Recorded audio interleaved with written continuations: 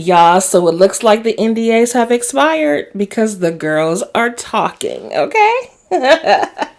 Hey, y'all, it's Letitia with Lighten Up with Letitia, and we're here for our reality check talk, model talk inside America's Next Top Model.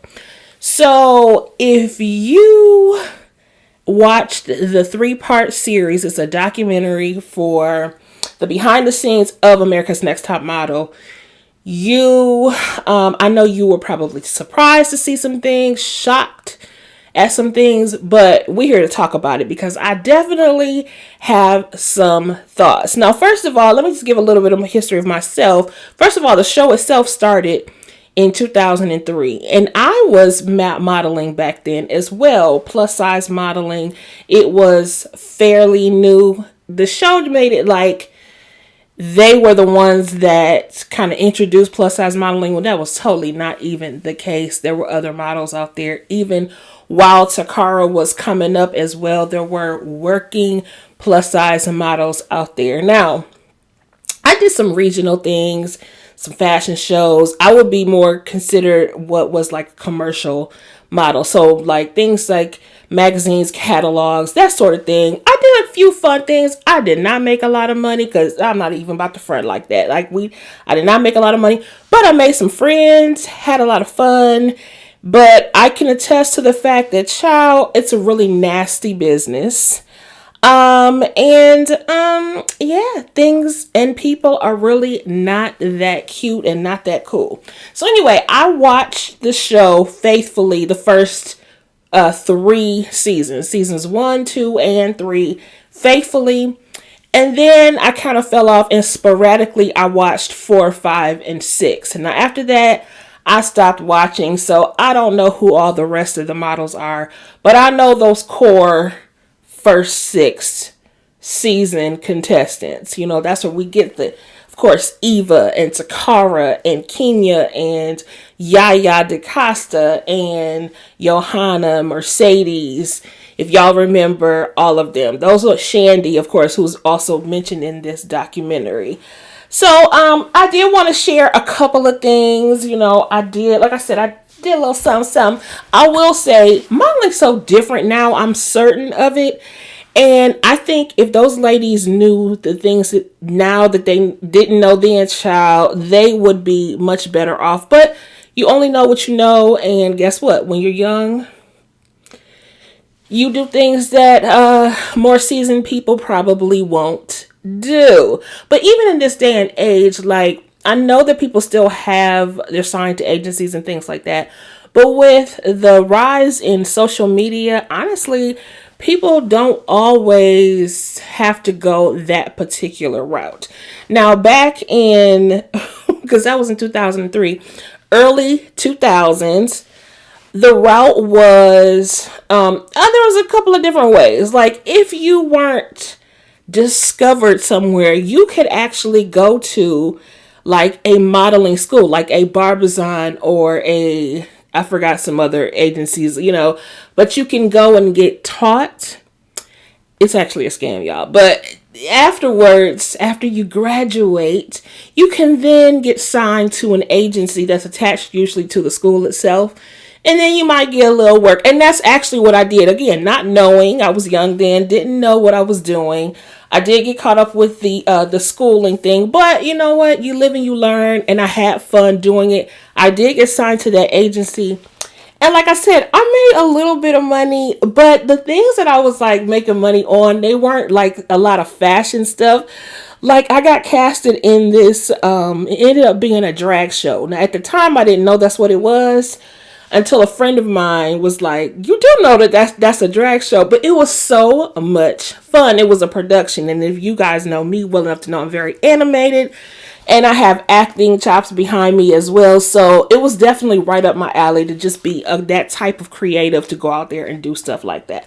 So this was kind of my book. I don't know if y'all can see these pictures, but I did a little something. I think I dropped my comp card. I had an old comp card in there.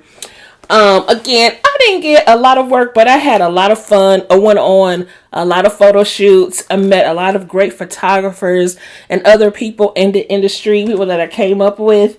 And again, and that's another thing too. So you'll learn in the season, I think you saw how they treated Takara in terms of how they acted like she was so much bigger. I think she was maybe a size 8, maybe a size 10, but basically plus size modeling started at around 8, 10 at that point anyway. So even when Whitney came along and she won, that's the first plus size model of the show.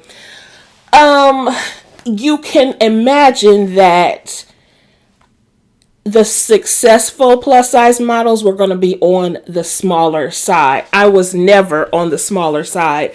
So that is why I was met with some, like I said, not so nice folks. There were some people that were pretty supportive, and there were other people that were the same size as me, and we kind of like supported each other, and we grew up together in the industry. Still friends to this day. We went on to do a lot of things, including, like I said, you just have to get involved, and I was involved in this calendar. This is 2004, and I think I was I think I was March or April. I was April. Child. So this was my modeling photo. So I did do this is my friend Olga. And she was another one, like I said, we were around the same size. And she went on to do lots of things after that. She got casted in a lot of magazines on the front cover and all that sort of thing. It's all about, networking and putting yourself out there. And that's what these ladies found out what they had to do. So that's a little bit about me. But like I said, this is a 3-part series, y'all. We talked first about Tyra's history and then the history of Black models and what they all had to endure in terms of like basically not being treated fairly. You would get on set, and this still happens today, that people will get on set and you will be in a position where maybe a stylist didn't know how to do black hair, or a makeup artist didn't have the shade for your foundation or your concealer and that sort of thing. And so your makeup looks crazy. And so that's why representation is important. Okay, so the other thing about Tyra, the other thing too about the industry was that, again, not only did they not do Black models right, they also pitted them against each other. So oftentimes the Black models were fighting for the same spot because they only allowed one spot for the Black model. And so then they bring in colorism and whether or not a person is, I don't know, conniving, or whether or not they can rise to the top, or if they play fair or not. All those sorts of things. We can attest to the fact that Tyra had a difficult time, but she found a way, just like most creatives, including myself, find another way to be and get into the industry that didn't require so much trauma and agitation. So she had an idea. She wanted to create America's Next Top Model. Now, on the surface, and I believe her intention at the very beginning was definitely to be able to help models and not have to go through the things that she had to go through. Help them to kick the door down. Help them to navigate the system, but also learn about the system. So I think that it is fair to say that there was going to be a certain level of trials that they would have. Even in the competition, it makes sense because you can't act like things are going to be hunky-dory and like cake when that is not how the industry is. She had to actually prepare them for the industry as well. So I can respect that. However, they then began to, in this documentary, started getting into some of the model stories. Like, first of all, the first season took off. People were very interested. It got a lot of play. The network picked it up. Now, initially she had a hard time shopping the show, and all of the network said no until they got to UPN, who was her last resort, and they did say yes. So now it was on, and people were lined up around the building for the go see, or for the casting call, actually, for America's Next Top Model season cycle 1. Okay, so here we go. We get into that portion, and then in fact, I think they filmed the first season in a hotel room. Then they got greenlit for a second season. Then we start getting into stories and things that started to happen to some of these models. We get introduced to Shandy, who was the one where they labeled the girl that cheated on her boyfriend.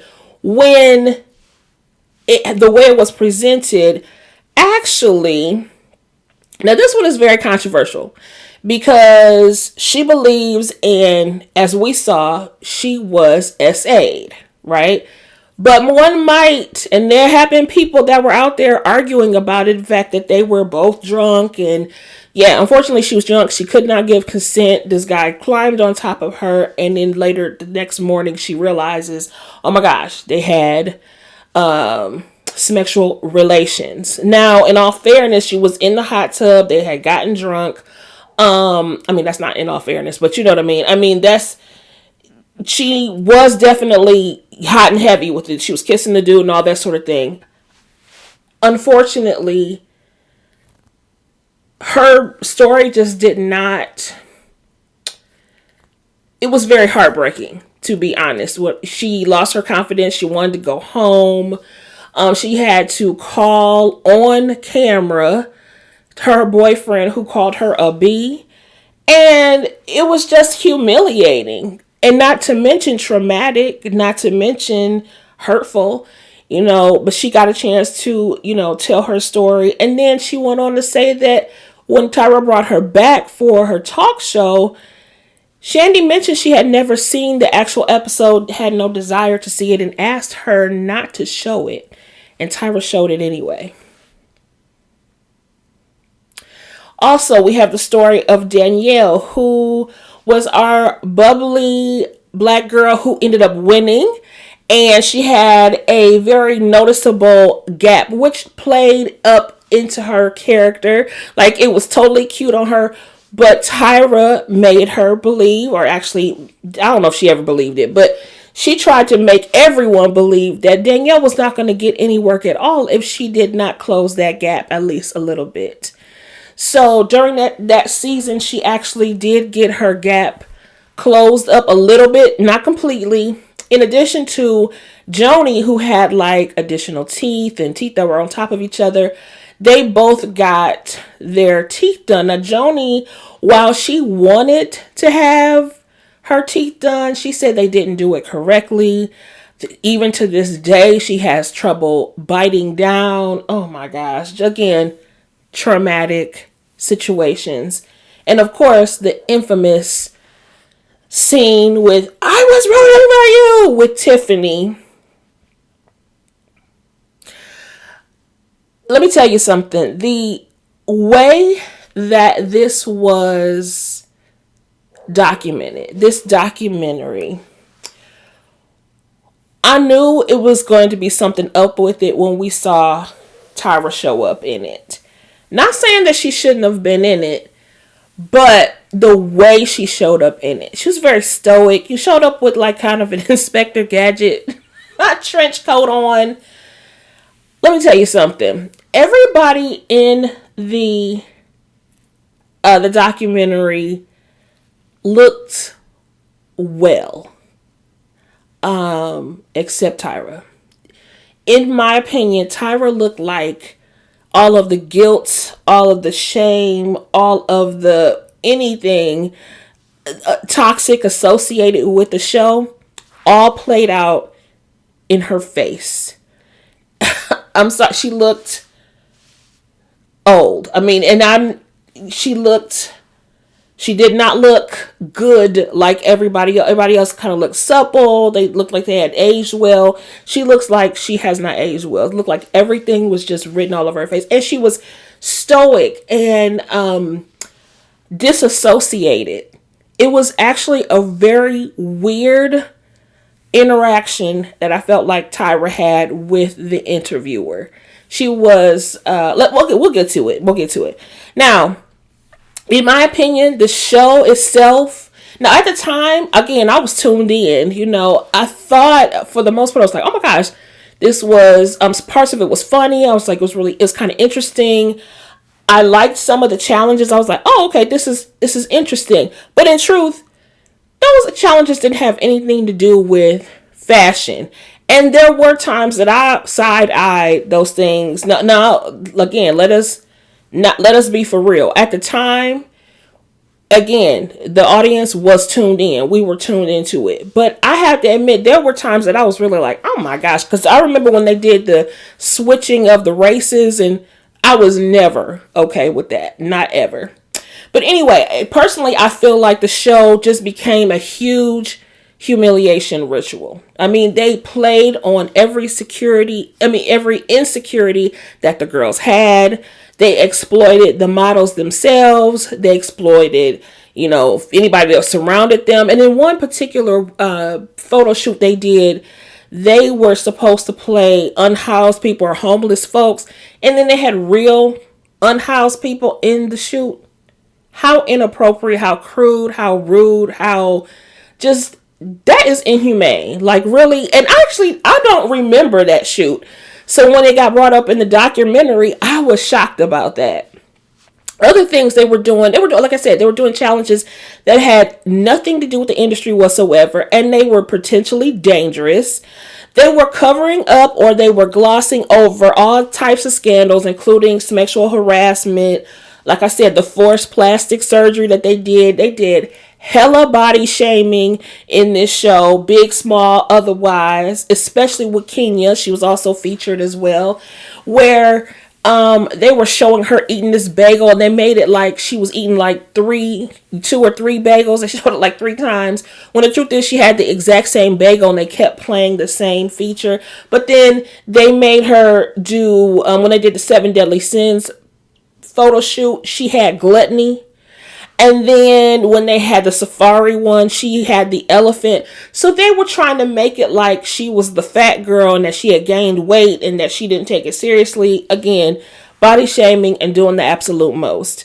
They weren't, had no help. They weren't helping them after the show. I saw somebody on Threads who mentioned that at the time she worked for Ashley Stewart, and she stalked the network of an interview that Takara did the day after she was eliminated, when they did her interview, because the show itself, America's Next Top Model, left no communication in terms of it had no way of getting in touch with, no contact information for any of the contestants. And the lady at Ashley Stewart was like, I don't know why Tyra would think that just because you didn't want them as your winner, that no one else in the industry would want to work with them. Thankfully, she was able to get her information given to Takara, and Takara went on to do several campaigns with Ashley Stewart. So kudos to her. Now, also, the models complained about not having photos that they could actually use in their portfolio when they went on to go book, gigs and book modeling jobs. They couldn't even use those pictures because they were too themed and too played up. They weren't fashion forward. So how did that help them? Already getting away from the intention of the show. And they also really didn't get a chance to make any real contact. So unless one of the ladies really impressed people at the go-sees and they remembered them, they really didn't have any way of contacting anyone after the show.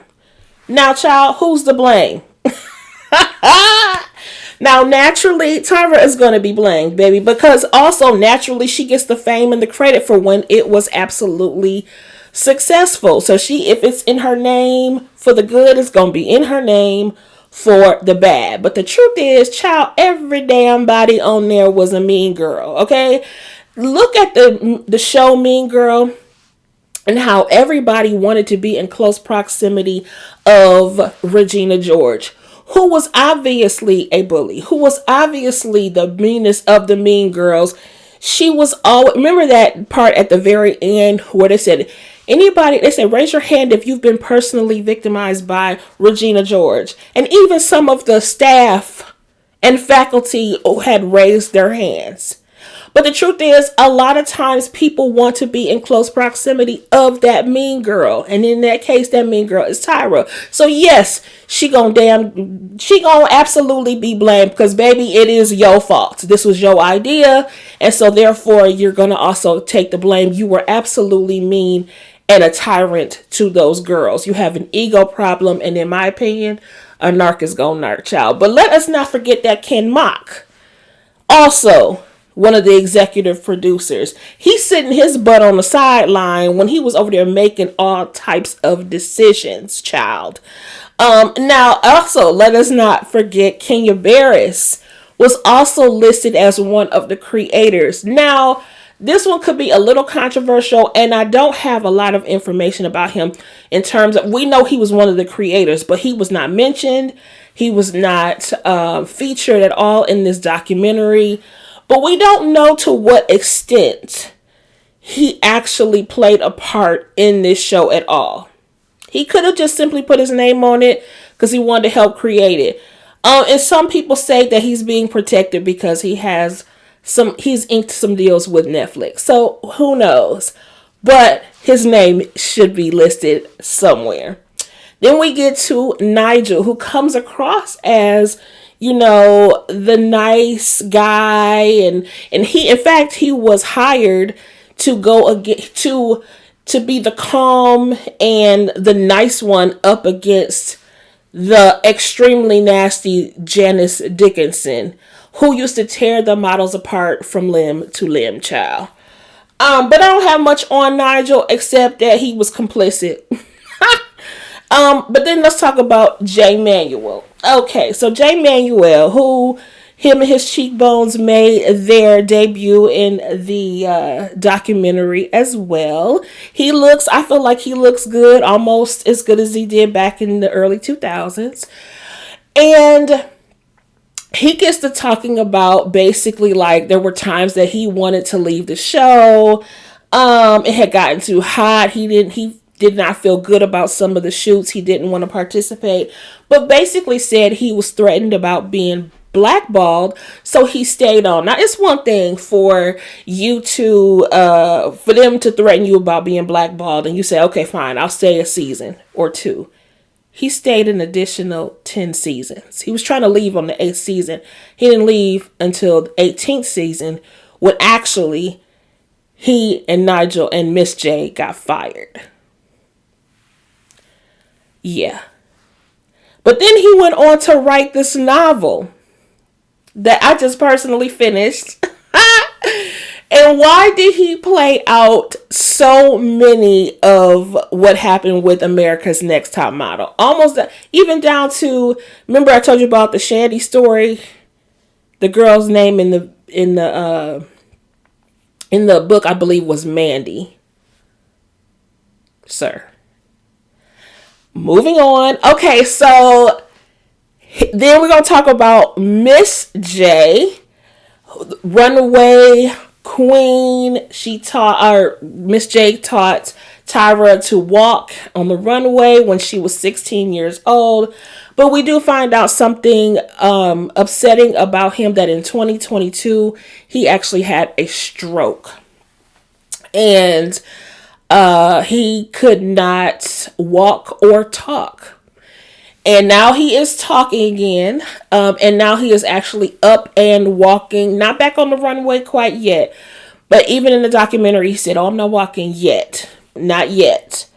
So the person who was interviewing was being a little messy and said, hey, okay, has Tyra reached out to you? So Tyra had reached out to him via text, but she hadn't come to see him at all. That was in 2022. Jay Manuel and Nigel both came out to see him when he was in the hospital, have seen him since then, and have kept tabs on him because they're actually friends. But Tyra still has not been out to see him. Child.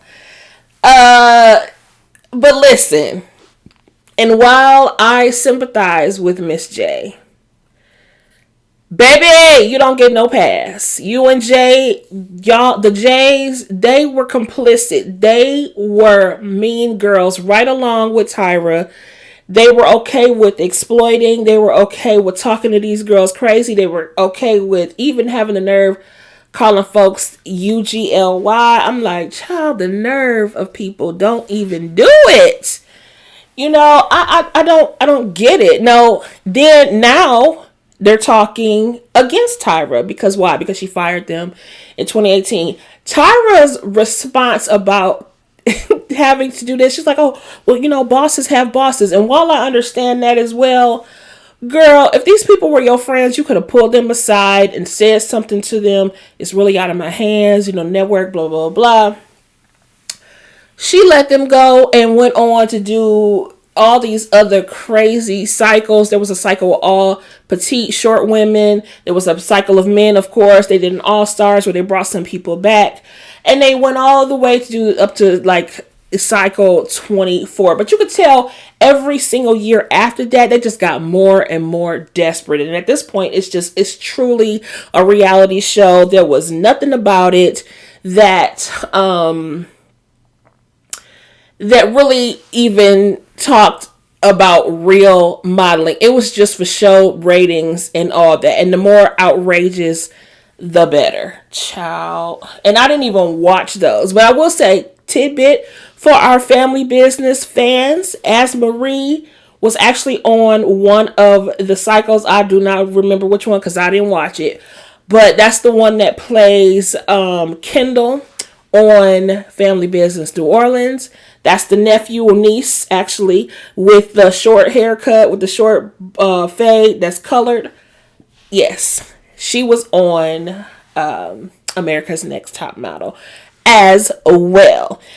So then also, of course, we cannot leave this blame thing without talking about the good old Janice Dickinson, with her nasty mouth ass, because she was the nastiest judge I could ever see there. Now, she was not in this documentary. However, there's supposed to be another documentary coming out in March, and she is in it along with some other ladies from the different cycles that are going to be telling their stories. Child, she has the nerve. She is out here talking crazy about Tyra and how Tyra was basically such a tyrant, as if we did not see all of the nasty things that Janice had to say about these girls. Ma'am, shut your plastic face up. What are you even talking about? You should not even be talking at this point. But the truth is, let's talk about then the accountability and how nobody took any of it for this documentary at all whatsoever. They exploited those girls then and continue to exploit those girls right now. Because why did those girls not make any, those women now, they did not make any money on this documentary. But the judges all got paid. And then Tyra basically does this whole thing, which, by the way, like I said, she did not give us anything in this documentary, except for short answers. When she was asked about Shandy, she was like, oh yeah, I remember Shandy. Girl, ain't no way you didn't remember who Shandy was. And if you didn't, you are the absolute worst, because that was one of the craziest and worst stories that ever come out of America's Next Top Model. And then when they asked her, well, what was the worst thing to happen, or whatever, or what was like, what was hard for you, or something like that. And the interviewer was like, well, could it be the Tiffany thing? She was like, yeah, that was difficult for me. Girl, shut the hell up. That was not difficult for you. That was difficult for Tiffany. You have such an ego problem, that you had a problem with the fact that girl did not give a damn about America's Next Top Model when she was just trying to survive. And I knew something was wrong with Tyra even in that argument, because when she screamed out, she said, I've never in my life, screamed at a girl like this. I know when my mom yells at me like this, she loves me. That is a trauma response right there. Girl, what? Why would your mother ever be yelling at you like that? I understand that we as parents do yell at our kids, but ma'am, no, that's not a love yell. What the hell is wrong with you? There is something wrong with you. She was asked about Jay. What happened with Jay? You and Jay Manuel? Oh, I'm not going to talk about that. I need to call Jay. Now, in a later interview, Jay says, she got my number. Ben had my number all this time. And he was like, I don't need it. I don't need her friendship. I'm done with that. And they asked if he missed the friendship. He was like, no, I really don't. Okay, Shade. Okay. Now, also, when it comes to Miss J, now, again, it is very unfortunate what has happened. And I pray full restoration for his health. But, baby, a GoFundMe, first of all, your stroke was in 2022. Why are you just now doing a GoFundMe after this documentary posted? Exploitation again. You know, y'all are straight up opportunists, period. And the other thing is, how dare you put out a GoFundMe? Remember all these fashion people, all your friends and all this other, ask them for some damn money. Why are you asking working people and people that you call ugly and people that you don't deem worthy to be in fashion or otherwise to help your ass with your problem? Go ask your rich friends. Better yet, why don't you have stuff saved? Okay, I digress. I'm just saying. Baby, I'm not feeling sorry for you. I loved y'all then. I will always love the shade, okay? I love all of that. But baby, you're not going to get away from the fact that you were complicit as hell when it comes to what has happened to these women and men in America's Next Top Model. And to me, the absolute F you move that Tyra made to these women, it was highly disrespectful in my opinion. The truth is, this entire documentary was a big old ploy, an advertisement for Cycle 25. Girl, we don't want that. And the truth is, unfortunately, because there's a new crop of new people out here, people are still going to sign up for this shit. Those are my thoughts. You tell me what you thought about Reality Check and how it played out for these ladies. I wish all of the ladies and the gentlemen that came through any cycle period, I pray their healing, their restoration, and I pray for their success. And many of them have gone on to be quite successful, either in the modeling industry or otherwise. And I just pray that you find otherwise, because there's way more out there than just modeling. And pray that you have more integrity than these people had with you. And that there'll be healing all around. So don't forget to like, share, comment, and subscribe. And until next time, holla.